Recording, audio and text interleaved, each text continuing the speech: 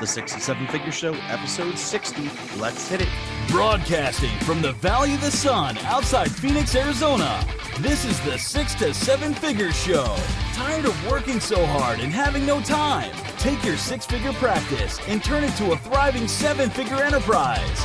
And now, your host, author, speaker, mentor, and strategist, Frank Bria. Hey everyone, welcome to the 6 to 7 Figure Show. I'm your host, Frank Bria. Today, I'm absolutely thrilled to be joined by Dr. Bunmi Aboaba, who's a food addiction specialist, training health and wellness coaches in what is becoming a fast-growing epidemic. It's Dr. Aboaba's belief that the way health professionals deal with issues such as obesity could be positively impacted by the concepts that she teaches. Thanks so much for being here. Thank you. Thanks, Frank. Thank you. So food addiction is a huge area of focus these days. A lot of people are talking about it. What do you think is sort of one big principle around food addiction that's getting missed by the general public right now? I think what's getting missed is the fact that health and wellness professionals and the public at large really don't understand that people, once they're addicted to particular trigger foods, highly processed foods with fats, sugars, and salts, that their brains become rewired. So the only thing that they're going to start accepting is highly processed, foods. So it's not a case of somebody's lazy if they want to lose weight, or greedy, or it's one of those features where there's lack of willpower. It doesn't come into it. You are just rewired to eat that particular food, and that's interesting. Addiction. Yeah, I mean, there are a lot of people who are talking about wellness and using foods and particular kinds of foods to either lose weight or to overcome illness. And there is a lot of focus on what are the right foods to eat, but you don't often hear a focus about overcoming whatever personal compulsion you might have for a particular kind of food. And so there's always this focus on change, but never really as much of a focus on how to change. Exactly. Yeah. How do you see that playing out? Are you seeing that by understanding what this looks like, are people more easily able to adapt this kind of change into their diets? I think once a client understands what they're suffering from, when clients come to me, they've been to personal trainers, maybe health coaches, they feel like failures, there's a lot of shame, a lot of guilt around the fact they can't stick to a diet, stick to a regime. Why can't I do this? I don't understand, what is wrong with me? And when I simply put it to them that their brain, it's a neuroscientific thing, it's a biochemical thing that's stopping them from actually, going on to the self-sabotager, because that's the only thing that their brain knows. So chemically, that's what's happening. And once you understand the kind of basics of it, it's like, oh my God, it's like an epiphany. It's like, that's what I'm suffering from. And they want to know, what they're suffering from. What is it? Why am I different? It's not because you're different, your brain's slightly different, but we cannot rewire it again to accept, natural, healthy, wonderful foods again. So when we talk about things like intuitive eating, most intelligent people who have this problem, and most people are very intelligent, they know what's good for them, what's bad for them. Sure. And the gauge is gone with someone with addictive eating patterns. The gauge is gone. There's no gauge. Yeah. All they're going to have. And it's sad when, people come to me almost suicidal, not going out, becoming agoraphobic, losing jobs, low self-worth, self-esteem. It is pretty dire, and they don't feel confident enough anymore, and they've given up. And most conventional diets don't work for most people, but especially somebody who's got an addictive eating pattern. Right. And it sounds like, I mean, obviously it's great work that you're up to. It sounds like when health coaches themselves are missing this component, that it can really help them get better success for their clients. Tell us a little bit how you're working with other health and wellness coaches right now in this area. Right. Well, it's quite interesting because it was something that I felt was very important because of the number of people that were coming through word of mouth. And somebody just sort of said to me, health wellness coaches, fitness trainers, are missing something. They say their clients are self-sabotaging, they're falling off their programs. So I thought this could be one of the reasons why, and it's a big spectrum, food addiction. There could be all sorts going on, like stress eating, emotional eating, all those kind of things are involved as well.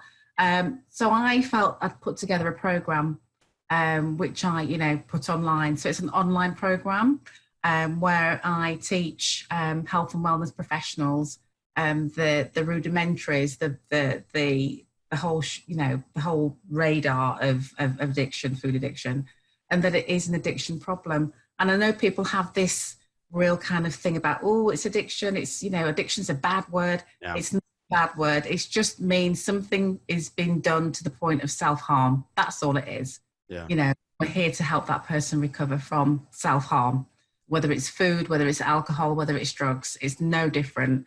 And that's one thing I would like to really demystify, that addiction isn't a dirty word.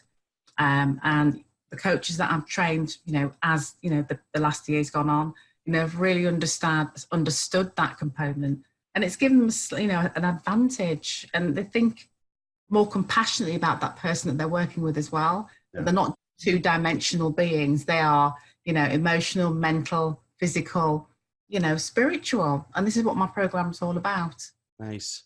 So these coaches can then integrate this kind of work into this kind of training into their own work, essentially. Yeah. That they're recognizing food addiction when it shows up, and are you giving them sort of tools that help them then help their own clients process through and get success? Yeah. So like the signs and symptoms of it, we're talking about things like, emotional interviewing, looking at their motivation, their bliss points, their hopes, their dreams, but we're also looking at mentoring them. So it's not just the health bit, but it's mentoring them, mindset work, and recognizing of an addiction, and recognizing that in that program there needs to be relapse prevention. So there's tools like helping them with trigger, cravings. Somebody who's got body dysmorphia, a lot of clients maybe come into them with a dysmorphic problem. We know how to, body image, we know how to help them with that, etc. So there are a lot of different angles that might be showing up for a health or wellness coach that's having trouble with individual clients getting results. Yeah. What kinds of things should they be looking for? So as you're talking to health and wellness coaches and they're looking at their own practice, what are some signs they should be looking for where they should then think, you know what, I may need to get extra training in this, and that might actually help move things along? The number one thing a lot of personal trainers have said to me is self-sabotage. Clients are falling off, they're losing the weight, and then they're falling off very quickly, gaining the weight. They've asked them, I said, go back and ask that client why it is. So this is research for them. And it is, I cannot stop eating that particular thing. No matter what you say to me, I have to have that 5-pound bag of M&Ms, etc. So it's difficulty stopping something, eating to the point of, they're ill, basically. So it's a complete binge. So they're binging, there's triggers, there could be emotional upsets at home, work. So these are the things that trigger people, to go back, jump off the wagon and start doing what they're doing. Low self-esteem, low self-worth. So this is where, you can carefully assess somebody. Somebody comes to you and said they are self-sabotaging. Personal trainer or health coach will immediately think, right, okay, let's go through a little bit of an assessment here.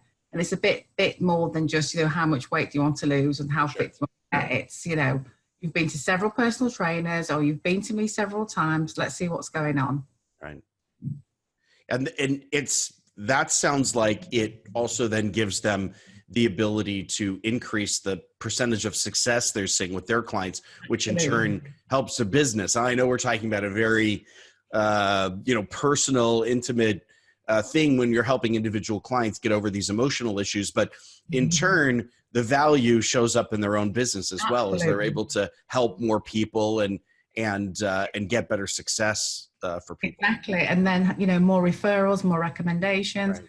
Also, clients recognize that they're not just, they're guinea pigs to lose weight. They are human beings. They're valued as human beings, that there's more to them than meets the eye. So they get more recommendations, more referrals, success rate goes up, and it thrives. So it's kind of a niche market, and it's growing though, which I'm really loving. I'm loving the kind of interest it's having right now.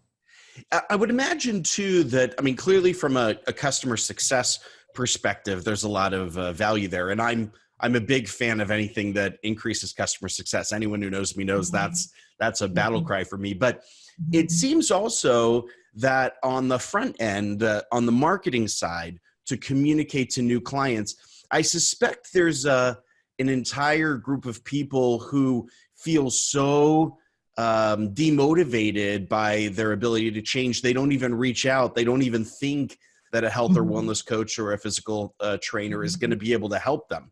So this messaging could even increase market size for them. Yeah. When I talk about lead generation, and that's a big part of my course as well, as you know, I think it's very important. It's not just food addiction, it's actually the business side of it. Right. And there are certain messages that you can get out there online and offline, and people go, oh my God, that's me.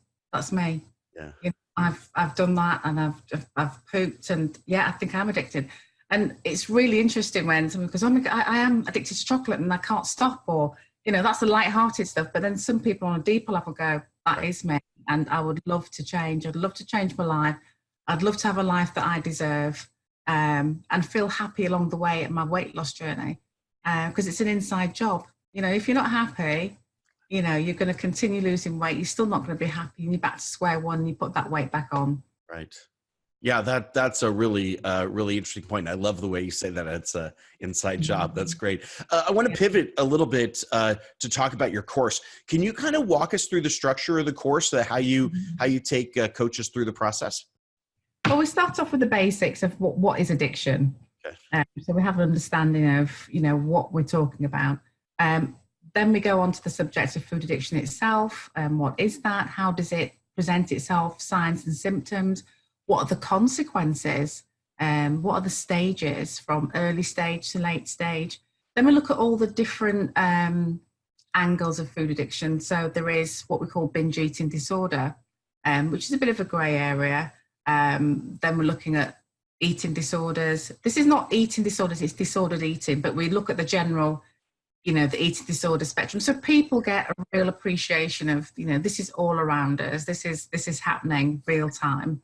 And then from there, we talk about body dysmorphia. We talk about body image, which is massive at the moment. We've got social media on the rise. So we are dealing with clients who have, body image problems in a big way, and how to help them with that. Then we look at how we assess the person, motivational interviewing, how we actually get them to open up, and then see what the issues are. And the issues could be, pain, biochemical, I just can't stop eating this. And then we look at how we actually unchain the brain bit by bit by bit. So detoxing them, not as a diet, but removing those trigger substances bit by bit, and the trigger foods that set them off, the trigger situations, the people that trigger them, the environments that trigger them. We'll look at all of this, what's happening in the home. We talk about a safe home. There might be a family enabling that person to on eating because that's what they do. So we all the ins and out of a person's life, and see how we can actually help them, navigate that with losing weight and cutting this addiction as well, whether it's so it's quite in depth, and it depends on how in depth you want to get to.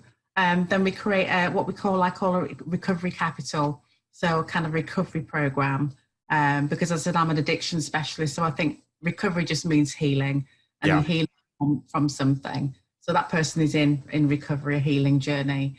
So we look at the spiritual side of things. Not in the spiritual side is, what is your thing that going, what's your bliss? What's your mental health like? So we go through that. So we're not therapists. We're not here to be a therapist, but we're here to be a mentor and collaborate with them to get them well. That's great. So essentially, you start off with helping coaches identify where there may be an issue, create assessments, and then build a plan, particularly around what they've learned. That person, for that individual person. And then monitor as they go along, as they lose their weight, as their journey progresses. And there's a relapse prevention plan as well. If it relapses and starts to, binge again, what does that personal trainer or that fitness coach do? How can they help them get back to, right thinking in that respect and move them forward? So we meet where they're at and move them forward. Weight loss might be the very last thing, it's inside bit right and happy and fulfilled and moving forward. Well, one of the things I noticed that you were saying was you specifically said, this isn't a diet, this is a recovery plan. That reframing, I think, is got to be important to coaches, because this is, they're probably, especially those who are working, with the nutrition of their particular clients, are probably looking at the first stage of what they do as some kind of a diet or nutrition plan. But that this feels different. This feels like a tailored, emotionally centered way of reframing things. So that shift has got to be a powerful one for these coaches. It is a paradigm shift. And I think, as I said, we are kind of, 4 or 5 dimensional, personalities, and we have to look at the whole person if we're going to approach this differently. And there needs to be a paradigm shift. We're looking at a world where we've got an epidemic of obesity, mortality rate, children are dying before their parents now. There's diabetes, the conventional medical system's failing. Full stop. Diets are failing. Full stop, period. Yeah, that's a really good point. All the time. Yeah, we live in a very hectic lifestyle, very stressful environment. So our brains need to shut down. The stressors are huge. So we're looking at food, we're looking at alcohol, we're looking at the brain needs to self-soothe at this point in time in the 21st century. So we're looking at all sorts of gadgets, gaming, video gaming, gambling, sex, shopping, the whole thing. Right. And behavioral triggers seem to be a powerful motivation these days. Well, one of the things that you had mentioned earlier is that you also help coaches with some of the sales, marketing, lead generation to help them leverage this. Can you talk a little bit about that as well? Well, when I came into recovery coaching, one thing I realized, that with all the other things that I've done, I'm a dental surgeon by profession. That's my original profession. Oh, wow. And what I realized was we don't have any business side to it. So we learn the actual tools of the trade, but then we don't know how to generate clients. And that was one thing that I realized when I was doing my recovery certification, was that what do you go from there? So I sort of took on a business coach who talked about the importance of lead generation. It's all great having a great program, but you need to find clients. So that's what I've incorporated in my program as well. And I'm really kind of passionate about that. And so it gives, clients, personal trainers, fitness coaches, whoever, that confidence to kind of reach out, online and offline, and to be able to find their ideal client, to be able to, simple systems from Facebook or LinkedIn or, what are the best posts that you can get out there to attract, those yeses, and how you follow up and, don't give up and all of that, and put packages together that are attractive and, and pre-sell your packages, pre-sell your courses, start to find out what your target market, and might be all personal trainers and all fitness professionals and all whatever, but we've got different target markets. Right. So how does the message tailor to your target market? How do you find them? Well, I love that you incorporate this into the work that you're doing, because in some sense it's completely parallel with your mission, because the fact that your mission is around understanding and helping people recover from food addiction, as you're working with coaches, if they can't sell it, it doesn't get out there, and then the word doesn't get out there. So I love that the business growth, the lead generation is so aligned with your overall mission. I think also it's just to say that you can integrate this into your own programs. Right. It doesn't have to be a standalone program. You integrate it with what you're already selling, or you can revamp what you're selling to include this. But as a standalone, it's also quite good. Well, and it's a skill set that's probably missing from a lot of coaches, and therefore, if you can't address this particular issue, there's going to be a blind spot out there for you. And it's getting bigger. Yeah, the percentage. Oh, yeah, for sure. It's a big area. It is. Dr. Aboaba, this has been terrific. Thank you so much. Unfortunately, we're out of time. One last question, though, that I want to ask you. As coaches are listening to what you're saying and they're thinking, hey, this might be something I need to investigate, what's a great way for them to get in contact with you? Okay, they can contact me on LinkedIn. I can send some information through, Bunmi Aboaba, or Bunmi at thefoodiddictioncoach.co.uk. So drop me a message and I'll happily send some information or jump on a call. Great. Well, we'll play the link to your LinkedIn profile here below the video on the show notes page. If you're on audio, if you're out about listening to this, come on back to the show notes page and you can click on through as well, or just a search her on LinkedIn. But we've got the links here for you. Thank you so much for being with us. You're very welcome. It's been an absolute pleasure to chat with you. You're doing very important work, so I love that. Thank you very much, Frank. Thank you. Thanks. And thank you for being with us today on the 6 to 7 Figure Show. I've been your host, Frank Bria. And if you're in the health and wellness space, looking at the emotional center points of the success of your clients, if this is a blind spot for you, highly recommend you reach out and contact Dr. Bunmi Aboaba. Thanks so much for being with us. And thank you very much. Again next time. Take care. Thank you. Bye. Bye-bye.